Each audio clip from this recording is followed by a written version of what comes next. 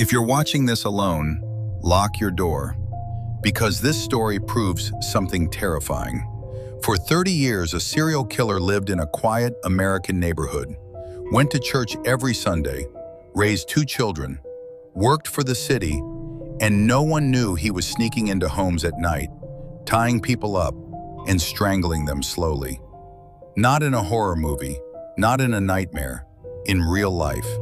And he gave himself a name: BTK, bind, torture, kill. In 1974, in Wichita, a phone rang at the police station. A man's voice calmly directed officers to a house. Inside, they found 4 bodies: Joseph Otero, his wife Julie, their 2 children, all bound, all strangled. The killer had taken his time. There were no signs of panic, no messy rage, just method, control, and silence. Imagine being a child in that house, hearing your parents being attacked, not understanding what was happening, and realizing no one was coming.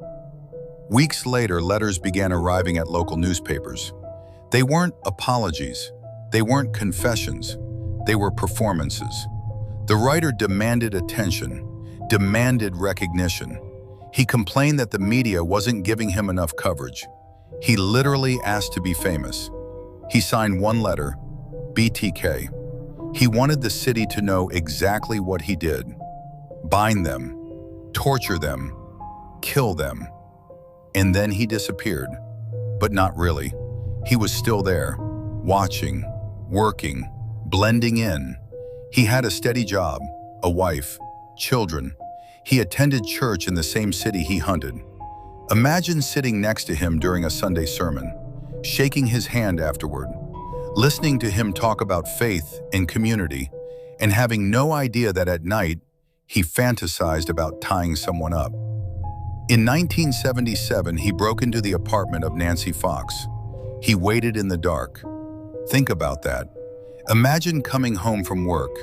You kick off your shoes, you turn on the lights, you relax. But someone is already inside, standing silently in the shadows, watching your routine, waiting for the right moment. That's what Nancy walked into. After killing her, BTK called 911 himself. Calm voice, gave the address, hung up.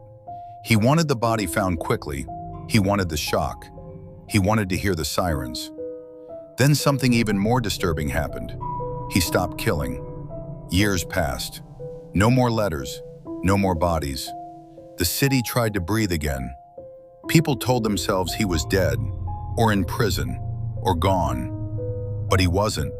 He was coaching his kids, working as a compliance officer, literally writing tickets to neighbors for overgrown grass. The man enforcing rules was the one who once crawled through windows at night. 30 years later, in 2004, a letter arrived at a TV station. The killer was back, after 3 decades. Imagine that kind of patience, that kind of control. He included crime scene photos. Only the killer could have them. He taunted police, mocked them. Then he made a mistake. He asked investigators a question. "If I send you a floppy disk, can you trace it?" Police publicly responded, "No, it was a lie." He believed them. He mailed the disk. And inside the digital metadata was a name linked to a church computer: Dennis. The disk led to Dennis Rader, a married father of 2, a church council president, a city employee, a neighbor, a normal man, or so everyone thought. Police secretly obtained DNA from his daughter's medical records. It matched evidence from the 1970s. In 2005, officers pulled him over near his home in Wichita. He didn't resist, didn't run. He simply asked, "What took you so long?" Think about that. For 30 years, he had eaten dinner with his family, celebrated holidays, paid taxes, and all that time he carried memories of bound victims inside him. In court, he described each murder in chilling detail. No tears, no trembling voice. He corrected prosecutors when they misstated facts, as if accuracy mattered, as if it were a business report. Family members of the victims sat feet away, listening to him calmly explain how he tied knots, how he planned, how he enjoyed the control. There is something uniquely horrifying about a killer who doesn't rage, who doesn't scream, who simply decides and then executes. Here's the part that lingers. For decades, he installed security systems in homes. Think about that irony. He helped people feel safe, while knowing exactly how to bypass that safety. He lived among the very people who feared him. He shook hands with officers hunting him. He stood in rooms full of neighbors who discussed the BTK monster, while the monster nodded along quietly. Now imagine this. You're at a neighborhood barbecue. There's a quiet man standing by the grill. He smiles politely. He talks about lawn care. He mentions church activities.